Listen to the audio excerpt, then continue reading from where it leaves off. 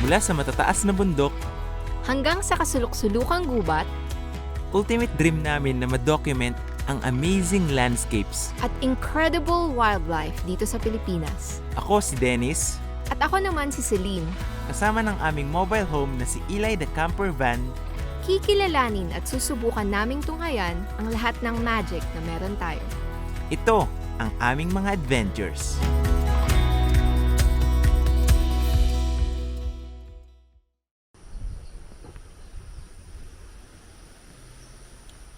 Hello again! Welcome to another episode. At very special tong episode na to because we will be rounding up my top 10 favorite wildlife photos of 2022. Yay! With never before seen photos. Ano kaya yun? Oh, actually, napost ko na to yung iba, pero walang episode dito sa channel kasi hindi pa ako nag-hashtag Wildlife Wednesday vlog during photographing some of these images. Correct. Yun. Ready ka na ba? Ready na. Ayun pala, gaya ng sa top 10 landscape photos ni Dennis, yung top 9, in no particular order siya. Pero yung top 1, yun yung sure ako na yun yung favorite photo ko of 2022. Okay. Okay. Wait. May shoutout tayo. Sino? Another super heartfelt shout out kay YouTube user Alf Pacaon dahil sa kanyang pagiging generous ngayong 2022 sa aming channel. Maraming salamat. Yes. Thank you very much. Thank you talaga so much. Regular siyang nagbibigay ng super thanks and gaya nga ng sabi ko dun sa isang episode, every time nagugulat pa rin kami. Yes. Kaya maraming salamat. Sana bumalik sa'yo tenfold yung binibigay mo sa amin. Thank you. Thank you. At thank you din syempre sa inyo sa pananood. Yun, naiyak ako. Let's Okay, start. game. Dun, dun, dun, dun, dun, dun, dun, dun. Ala! Wala. Di ko pa nakita. Ito na. First image. First image.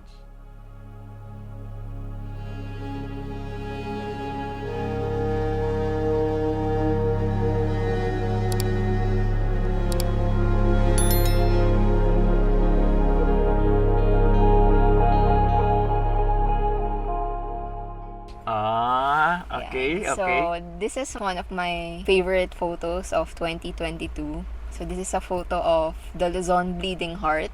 Isa sa bleeding heart species ng Philippines. Very rare siyang ma-photograph in the wild. And I've been told na merong mga matatagal ng birders na hindi pa to nakikita in the wild.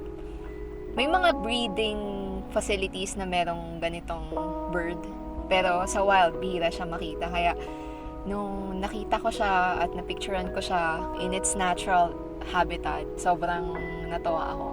Ayan. Sa sa Lake Bulusan, sa Sorsogon. Sorsogon. May tawag ako sa kanya. Ano? Ang sad boy ng Oh, Philippine sa birds. Bleeding heart. Sad boy. Sabi din nung isang friend, pwede daw nickname ng sad boy yung bleeding heart. Ayun. Kahit na medyo noisy siya kasi ang aga nito 5:30 AM namin siya na-picturean. Tapos, as in, kasi simula pa lang namin naglalakad na spot na agad natin. High ISO, no? Oo, ang taas ng ISO nito. Nakita nyo yan? Kasama natin yung guide. Tatlo tayo nun. Oo. Tapos lalapit ako pero hindi ako pinalapit ng guide. So hindi ko siya nakita. Oo, kasi baka mabugaw. Baka mabugaw. Narinig ko siya. Doon ko na na-feel, ito yung first time na na-feel ko na nag-level up yung birding ko kasi na-recognize ko yung call niya. Tapos sakto pinoint out ng guide na kasama namin, may bleeding heart. Tapos for a time na wala siya tapos nakita ulit namin. Tapos yun, na-picturean. Tapos okay kasi kahit noisy, in focus yung bird. Kaya masaya ako sa photo na to. Nice. Hindi ka pala pinalapit niya. Oo, hindi ako pinalapit niya. Very good pala si Kuya. Inichipuera ako ni Kuya. Okay. Second image. Gusto ko lang din na i-flex na walang playback to.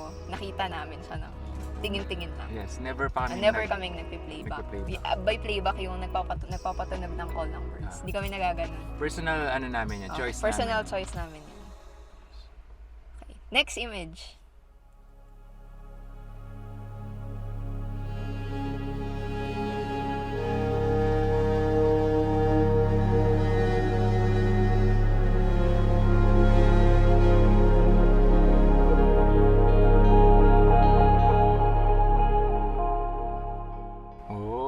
Wow. Natatanda mo to? Naka-short. Parang siyang naka-short. Sa Tanza? Hindi, Hindi ba? Ay, hindi. Wait. Sa Biri. Sabiri, yan. Sabiri to. Ito is a photo of a water bird, a shore bird. Very rare siya kasi gusto niya yung mga isolated, tas quiet beach. Gusto niya walang aso na gumagala, wala masyadong tao. Saktong-sakto dun sa isang rock formation sa Biri. Quiet yung beach doon. Tapos habang si Dennis, tsaka si Francis, landscape photography dun sa may wood, sa may stone bridge. Nag-ikot-ikot ako with the intention of bird photography, of photographing birds. Tapos nakita ko to. Tapos a birder told me na pag may nakita akong ganitong bird, kasi may kamukha siyang common na bird, yung Kentish plover. Napicturean ko siya, tapos ang swerte kasi pair sila, yung female tsaka yung male na picturean ko. Tsaka ang ganda rin ng ilaw ng time na to kasi pa-sunset. Oo nga eh. Saka parang ang lapit niya sa'yo. Oo, ang lapit. Nakaalala ko nito, nag-crouch pa ako sa sa likod ng isang shrub. Tapos yun, pakalat-kalat lang sila, ganun-ganun sila sa harap ko. Kaya ayun, malapit to eh. Okay, third. Next.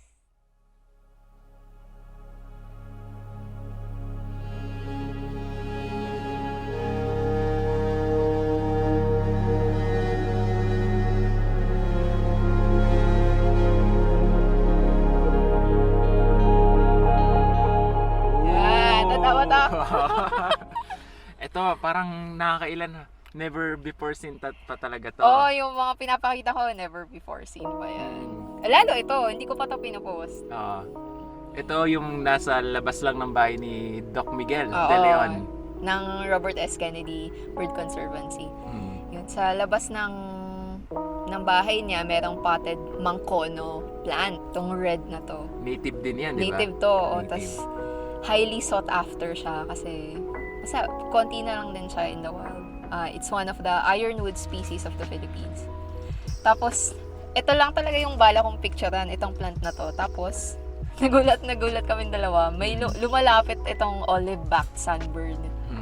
So, itong bird na to, common siya sa mga gardens, sa urban settings. Pero yung ganitong action shot na in focus yung bird, in focus yung flower, tas nakikita yung movement ng pakpak. Ganda nga. Saka no? Sanay na sanay sila sa tao din no? As in parang mga 3 metro lang yung layo natin sa kanya. Oo, as in, ang lapit lang niya, tapos bumabalik-balik siya. Pero yun, ganun talaga yung behavior ng sunbirds. Dalawa sila niyan Alam, pagkakatanda Pati ko. yung female. Ito, male to eh. Okay. Yan. Ganda. Favorite ko din. Ganda. Nice. Okay, next.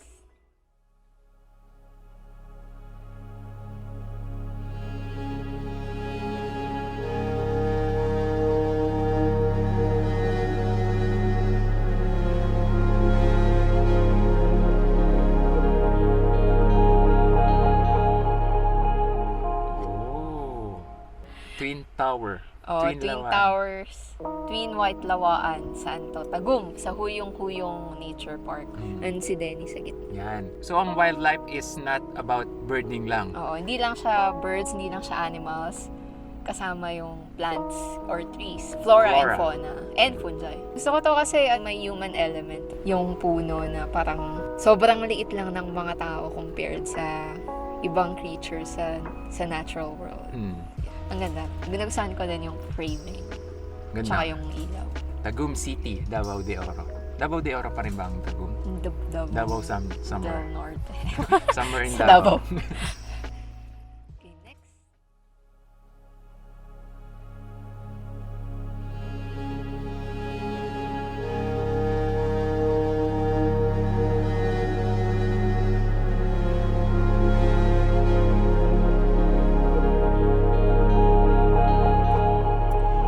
Recent episode lang to. Tama. Tawag namin Mr. Suave kasi may itim sa may tuka. Ang ganda ng kulay. Talagang lang siya Parang 2 kulay lang yun nandun sa image, no? Ang ganda kahit na may mga dahon-dahon. Yung mata mo pupunta pa rin dun sa bird. So it's a black-naped monarch.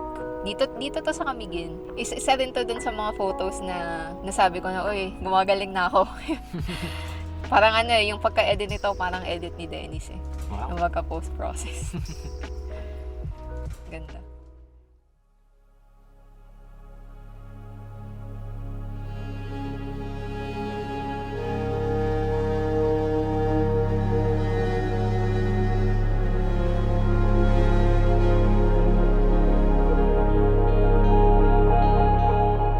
Oh. The best was back. Ang kontrabida ng taon. Itong image na to, composite siya. Ibig sabihin, dalawang image na Pinagsama. pinagsama. Itong composite image na to, na-capture niya yung intense na naramdam, yung roller coaster of emotions. Grabe, oo. Kumbaga, ito yung summary ng experience na yun. So, kung hindi nyo pa napapanood yung episode na yun, panoorin nyo na. Tsaka, i-prepare nyo na yung sarili nyo kasi roller. Diamante de Oh, Mindanao. yung Diamante de Mindanao. So, ito yung Besra, yung malaki, Predator, and yung Prey na red-eared parrot finch or Diamante de Mindanao. Kung ang pinag-uusapan ay favorite experience ng 2022, isa na to sa top ko. Oo, ako din. Grabe experience na yan. First time natin na mag-hide, tapos ang lapit lang nung nest sa atin. Yeah. Tapos grabe pa yung twist ng story nung araw na yon. Grabe talaga. Napagod. Sa Robert S. Kennedy Bird Conservancy. Hi, Miguel. Hello. Yan. Wow. The Next. Besra and the red-eared parrot finch. Yes.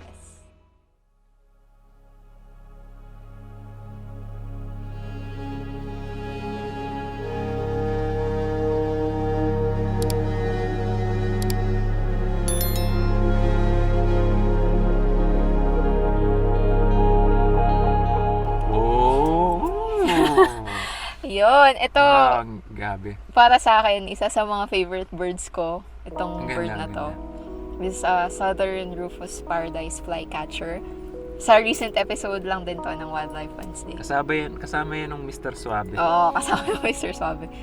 Ang ganda kasi ng kulay niya. Hmm. Orange na orange. Yung Rufous is orange.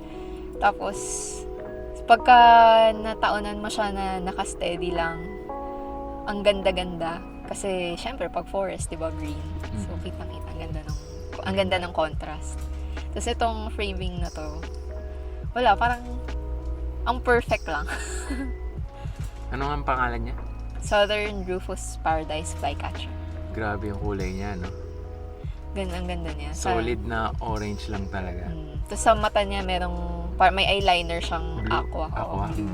Ganda, no? Ganda. Tapos, solid lang din yung kulay ng background. Ganda no, ano? Parang ang lapit mo lang din yan, eh. No? Malapit lang din. Ito yung nataunan na, noong una ko siyang nakita madilim, tapos nataunan na, lumipas siya sa may liwanag. Ilang beses mo natatandaan ko, ilang beses mo na siyang nakita dito sa Camiguin. Oo. Habang nagde-drive tayo, di ba? Kasi orange nga, kitang-kita siya. Madali siyang, makita. Sabi ko nga kay Dennis, siguro ang hirap ng buhay niya kasi ang dali siyang makita sa Oo nga, forest. eh. Para Ano sa kaya- mga, ano kaya yung mga predator predators. niya? No? Pero yun, Ganda. ganda.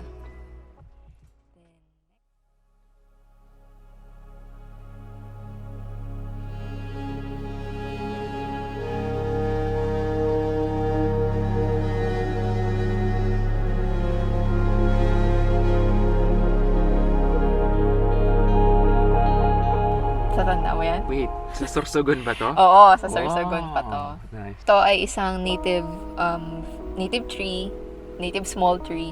Actually, lumalaki siya. Balatbuaya yung local name. Kaya Balatbuaya kasi yung leaves niya magaspang, yung texture. Gusto ko to kasi ang ganda nung flowers niya. Sobrang simple pero puti lang siya pero alam mo yun. Okay. Tapos ang ganda rin nung lighting. Umangat talaga yung bulaklak. Tapos ang dark nung background. Siya lang talaga yung kitang-kita. Pag nakikita ko to, naalala ko yung sa Hunter, yung leader ng Ginryodan. Kasi di ba may tattoo siyang parang yun yung naisip ko dyan. Tapos, ang fun nito kasi, ginawa namin ni Dennis, nag-bike kami for a day, tapos naghanap kami ng native trees, ng native flowering trees. Tapos ang dami naming nahanap. Sabi ko nga, sayang kung nag-Wildlife Wednesday na ako. Ang Nakarami gandang tayo episode doon. nun eh. Parang first quarter ng 2022, nasa Sorsogon lang tayo. Kasi biglang taas nung diesel nung mga panahong yun. So hindi kami makagala ng gusto, nag-bike na lang kami. Then yun, ang dami namin nakitang pang Wildlife Wednesday sana. Pero okay din kasi, kumbaga mas na-familiarize ako sa mga native trees doon eh. Naging field work, playground. Oo. Para sa mga hindi pa alam kung bakit biglang nagka-Wildlife Wednesday sa channel na to. Kasi meron ako isang episode na tinuruan niya ako mag-birding. Tapos, yung landscape photography, sobrang parang hindi naman ayun palagi yung ginagawa namin. So sabi ko, paano kaya pagka mag-wildlife photography na rin ako para marami akong i-content? Tapos yun, naisip din namin na bakit hindi na lang yung ikaw mismo yung gumanap, di ba? So, para mapakita namin kung ano pa yung ibang ganaps namin sa van life namin, hindi lang yung puro landscape photography. And ayun na nga, nag-twice a week kami na episode. Yun. Kaya thank you din, babe, sa pagpilit sa akin. Kasi din eh, nakaka-receive din kami ng messages na marami silang natututunan, tapos mas na-appreciate nila yung mundo kasi ang dami palang maganda. Mas nagkaroon ng kwenta yung channel ko. Hindi lang puro landscape photography. So yun, basta tungkol sa amin sa adventures namin. It's not about landscape photography anymore. Yes. And yun.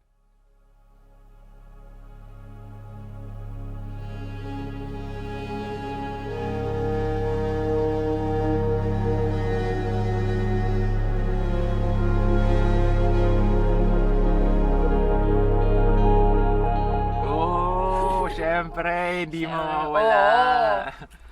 Grabe. Ang biggest flower of the Philippines. Ang Rafflesia schadenbergiana. Grabe. Siyempre. Ang tagal din namin inantay ito sa Bukidnon. Kaya, ayun, masaya ako na nakita namin siya in person. Kasi, dati nababasa lang namin to sa libro, nadidiscuss lang sa araling panlipunan o kaya sa science. Tapos ngayon, nakita namin, naka face to face. Tapos, basta ang amazing nitong flower na to eh. 72 centimeters in diameter. 78. Ay, 78 pala. 78. Grabe. Halos kalahati na ng height. Tapos yung butas niya, kasya dyan yung ulo ko eh. Ilang beses niyang muntik nang ipasok. Nakakatempt. Oh. So, ang ganda-ganda niya. Sobrang amazing. Para siyang galing ibang planeta. Tapos yung significance din niya sa mga indigenous people, ang astig din. They believe na this is a demon flower. Pero hindi clear-cut yung concept ng evil ng mga indigenous people. Tapos sinabi lang nilang bulak tabusaw kasi dahil unfamiliar, tapos mabaho, ganyan. Pero may sense of respect. Kaya nga kung makikita nyo, may piso dun sa taas. Kasi yun, yung out of respect. Kahit na unfamiliar ka, we respect you. Ganda. Tapos yun din, ang ganda din ng kulay niya kasi red tapos green yung yung background, no? Yung forest. Yun, grabe, sobrang ganda niya lalo na sa personal. Lalo sa personal. Sana maka-encounter pa tayo ng maraming Rafflesia sa susunod na taon. Sana makumpleto natin. Ipupush natin yan. 13 and going 14. Yun. And then, last. Parang alam ko to eh, syempre. Ang hari. Of course. Ito, kumbaga kay Dennis Mayon, ito yung sa akin.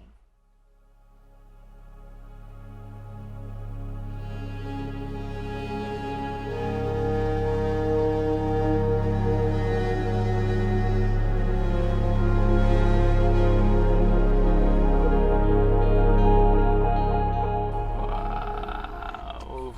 Grabe talaga. Yan. Ito ang kung sa landscape, Mayon, sa wildlife, syempre, Philippine Eagle. Grabe yung, alam niyo naman siguro kung napanood niyo na yung Philippine Eagle quest namin. Promise, panoorin niyo. Grabe yun. Grabe yung pinagdaanan 7 namin. attempts. Yes. 2 months. Para makuhaan tong si Pamarayeg III. Grabe talaga. Di namin naisip na makakita kami ng Philippine Eagle in the wild. Tapos makakapag-uwi ng magandang image. Truth. 2022, nung start ng 2022, wala kaming ka-idea ng kung anong merong ihahain sa amin ng 2022. Grabe. Philippine Eagle, what? Grabe talaga. Hindi ko nga alam kung paano namin matatap to sa susunod na taon. Pero I'm sure meron at meron. Magtiwala lang tayo sa universe. Philippine Eagle pa rin. Oo. Pero grabe. Sana mga pa tayo encounter ulit, no? Parang ito yung tama ba? Isa sa mga dahilan kung bakit napilit kita mag Wildlife Wednesday para ma-document yung mga mga experience mo, lalo na ito. Naku, paano pagka hindi ka pa nag-Wildlife Wednesday niyan? Diba? At least meron tayong babalikan na story kung paano natin nakuha to. Yun din kasi isang reason namin kaya kami nagvo-vlog. Para pag hindi na namin kayang maglakad-lakad sa gubat, manonood na lang kami ng mga pinagagawa namin. Saka yung mga biglang encounter ng magandang wildlife or magandang ilaw sa landscape, grabe. Sobrang swerte nun pagka na-document, ma-share sa ibang tao or mapapanood mo pagtanda. Dun palang panalo na eh. Those are my top 10 favorite wildlife photos of 2022. So meron ba kayong mga wala dito na nagustuhan ng mga nakaraang Wildlife Wednesday natin? Comment down below. Or anong favorite nyo sa Wildlife Wednesday or mga wildlife photos? Ayun, comment down below. Yan, thank you. At Happy New Year soon! Tama, ilang araw na Ilang lang. araw na lang. Grabe. Maraming salamat sa pagsuporta sa amin ngayong taon. At sana magpatuloy ito sa 2023. Yes. Ayun. Kita-kita ulit tayo sa ating mga adventures in wildlife and wild places, landscapes. Wala na kami masabi. Sobrang Sobrang grateful thank you. kami sa inyo sa pagsama sa amin. So, maraming salamat. And see you on 2023. Happy New Year. Woo! Bye. Bye-bye.